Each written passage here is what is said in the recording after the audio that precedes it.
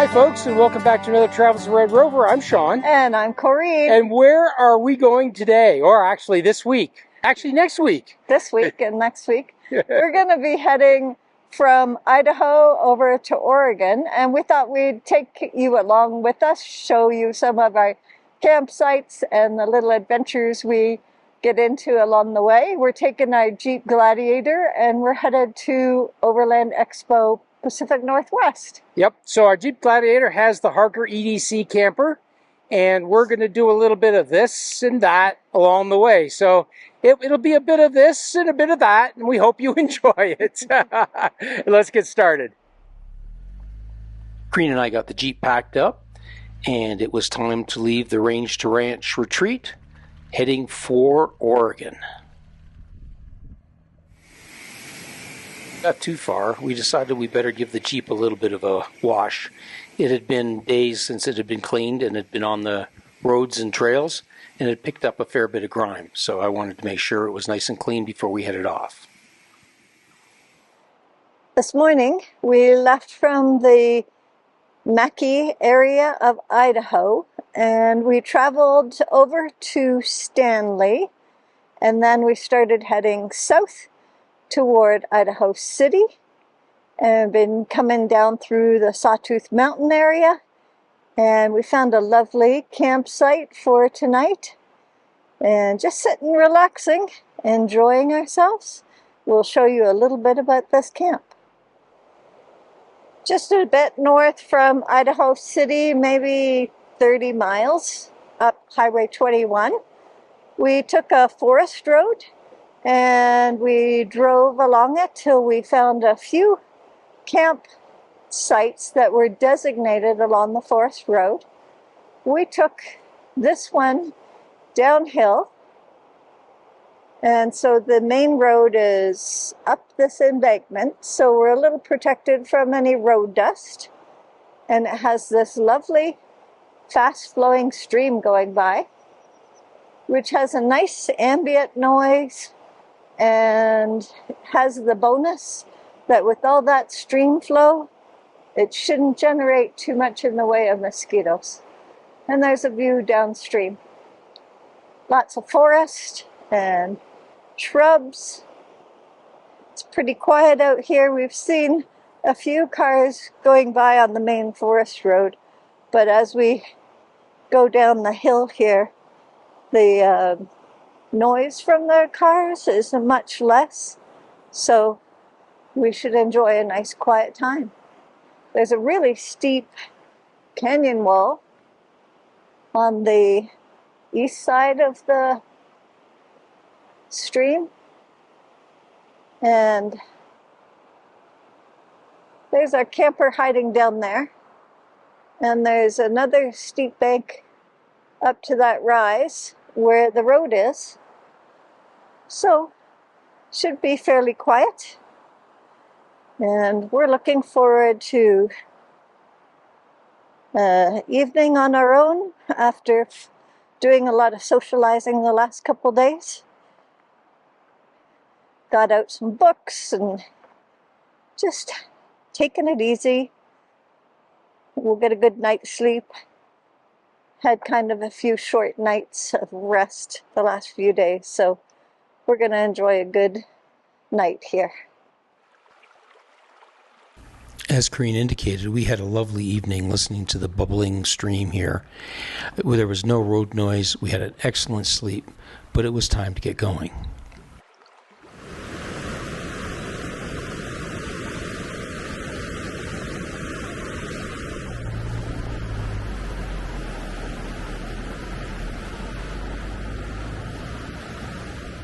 Corinne and I found a pretty spot. Actually, Corinne found the spot. I just drove to it. On this beautiful little reservoir to have our lunch. We're parked right down on the beach.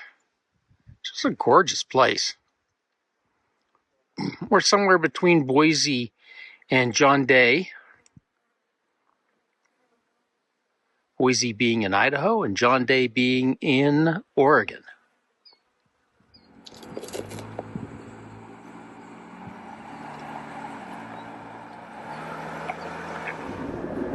So this was our lunch location. We're on our way out, heading down the road to our next adventure.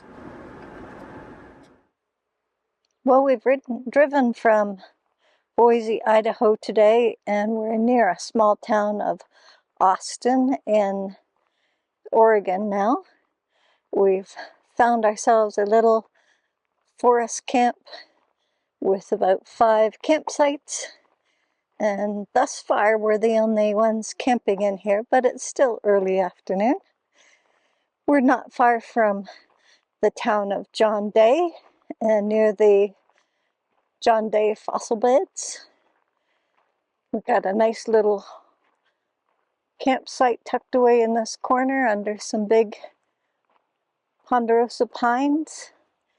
Getting a little shade, but it's very pleasant temperature here today.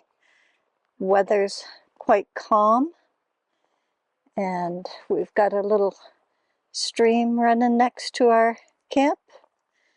We're just gonna sit out here and enjoy a little of the peace and quiet, read some books, play some solitaire, and just have a laid-back afternoon. Well, we had a nice night last night. Corinne's busy inside making some coffee and tea. And we're going to have our breakfast here in a few minutes and then probably head out from here. Sun's up. Just a gorgeous morning. Well, we're getting the tent down.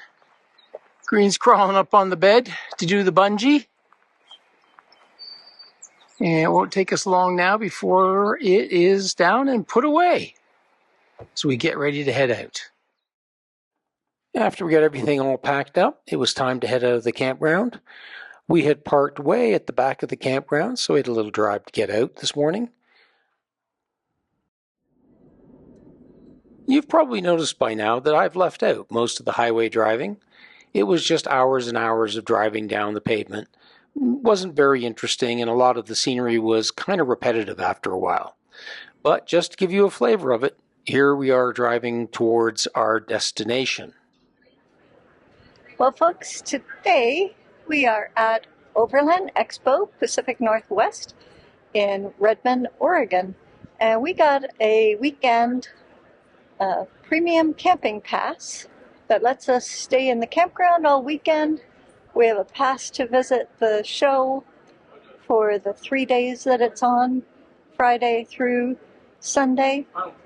We can go to some special happy hour events for the premium campers, and they provided us with Danish and coffee each morning.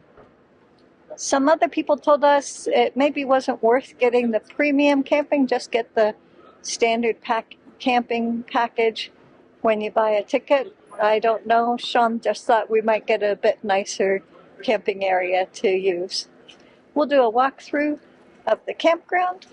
We're going to do a little tour around some of the show and give you a little glimpse. I've noticed that the Pacific Northwest show does have different products than I've seen at the West show in Flagstaff that's held earlier in the year. Some of the campers that are here are more local to the Pacific Northwest area, Oregon, Washington. We have Agile Off-Road, there's some field van, there's some teardrop trailer places, lights, scouts if you're into having a camper on the top of a truck. And there's even been some earth roamer type vehicles that we've seen, some of the larger expedition vehicles. It's also great walking around the campground because you'll see how other people have set up their rigs, specific gear that they've used, like awnings and such, and you can get kind of independent reviews from the owners of the products they like using or what they would do different.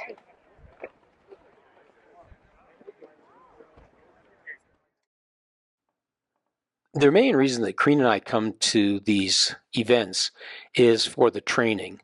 The Overland Expo do an excellent job at bringing in really well-known people and capable people to provide training. Up on closed trails or getting lost in the Ozarks. I'm like, you know what? I'm going to start making tutorial videos on how to navigate the Ozarks. And Gaia GPS was my resource for doing so. Just doing it because I didn't want to see people, have bad experiences there. Didn't want to see more trails get shut down. So did education stuff.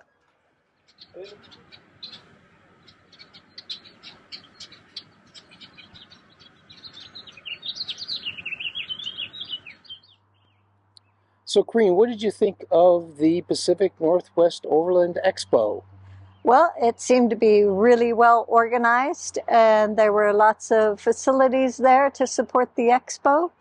I was a little confused by all the aisleways. Yeah. That it took some time to figure out which aisles to go up and down, but I got that worked out. It was good to have more than a day, Yes. especially with the seminars. There was seminars we attended on 3 days. And the seminars were kind of spread out over all the 3 days that we wanted to see, so we were pretty much stuck having to be there for the 3 days. The seminars were really good. It would be nice to see them add some, what I would describe, more advanced seminars. Some of them are pretty basic, and it would be nice to have kind of a more thorough discussion or a complex discussion on some things. Also really enjoyed the routing seminar they did, and I would love to see them do some more of that as well. Yeah, navigation on your trails and the apps and how to use them.